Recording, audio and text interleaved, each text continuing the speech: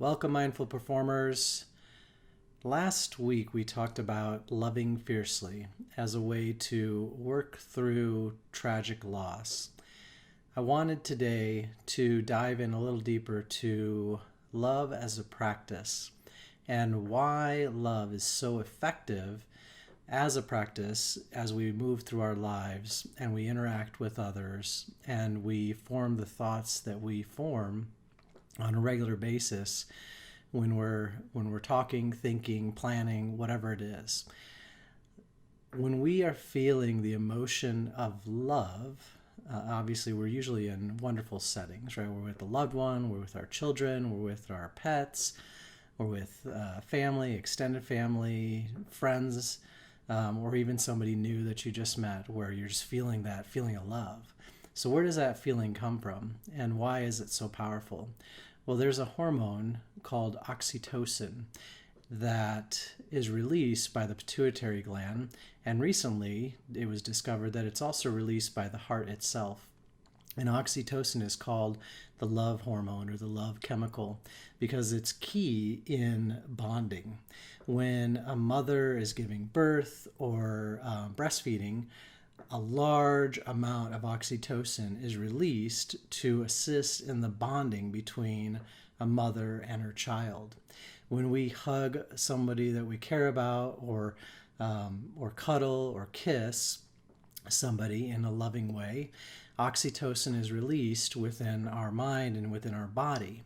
And when it's released, it is promoting a bonding or a bond forming between those people, or those two people, or even a group of people.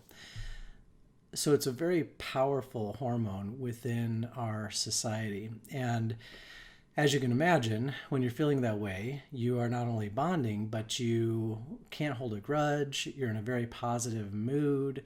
It's been shown to reduce symptoms of depression. There's been a lot of studies on the power of oxytocin, as well as how do you produce oxytocin on a regular basis. We can't always go around kissing somebody or hugging somebody.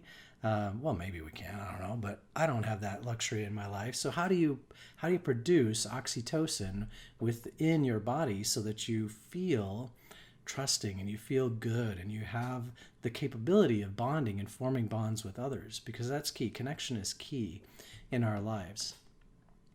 There's a few ways, luckily, other than the ways I mentioned already, to increase oxytocin in our body, and one of the ways is altruism. So the selfless concern and care of others, and this can be done through volunteering. And there's been some pretty fascinating studies on altruism and the connection between volunteering, obviously the oxytocin that occurs when we're volunteering, and health.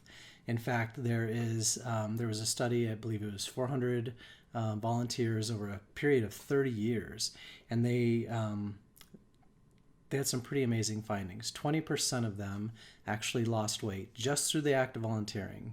They didn't report making any other changes other than picking up volunteering for the good of someone else, this selfless act of caring. So 20% of them reported actually losing weight just through that act, just through that selfless giving. There was a reduction in experiencing a major illness of 16%. So in the study group that was not volunteering, the rate was about 52% over that 30-year period. And in the study with volunteers, it was down to 36%, I believe was the number. So a 16% decrease in the chance of experiencing a major illness. In another study, there was a reduction of 44% of reports of early death, so it promoted longevity. And then finally, 50% reported an overall increase in their health. So some pretty powerful reasons to find ways to increase our level of oxytocin in our body, or just, if we don't want to worry about this hormone, how do we experience more love in our day-to-day life? Another way the third way, I guess I could say, besides childbirth and nursing, which isn't available to everybody. So volunteering, and then the final way, I guess I will say, that we're going to talk about today is a meditation, luckily, because we're going to do a meditation today. A meditation that's heart-centered. So there's an institute called the Heartmath Institute, and they are doing some amazing research on heart coherence and oxytocin and the power of a heart-based meditation. And we've done a little bit of this in different weeks through our meditation. Today we're really going to spend some time focusing on our heart and breathing. This has been shown repeatedly. This is a guaranteed way to increase your oxytocin.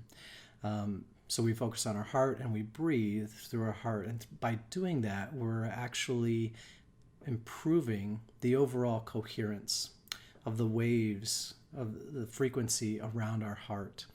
And we're also increasing the levels of oxytocin within our body. So we're getting all of those benefits that I talked about, right? Longevity, improved health, it increases your overall outlook. It's been shown to combat depression. The list goes on, but those are some of the ones that really jumped out at me. So I wanted to give you some of the science behind love and the power of love, and why perhaps love has been around as a teaching for so many hundreds and thousands of years in the spiritual realm, and how we can actually increase our capacity for love through, number one, volunteering, and two, doing a heart-centered meditation. And I'll post a link to the Heartmath Institute because I think it's amazing, the studies that they're doing around oxytocin and coherence. One study that I love that I'll talk about before we get into meditation was they had an owner of a pet and the pet in separate rooms. And they had the owner doing this heart-centered breathing that we're going to do today. And they can actually measure the improvement in coherence within the field around the heart, right? There's a wave that they can measure.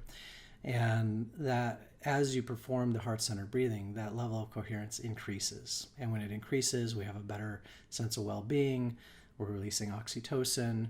There's all these wonderful things that occur, including syncing between the heart having this coherence and our mind having this coherence. So they had the owner of the pet doing the breath, and they knew that through the measurements that the coherence was rising. And then they let the pet come into the room, and they had a heart monitor on this pet as well.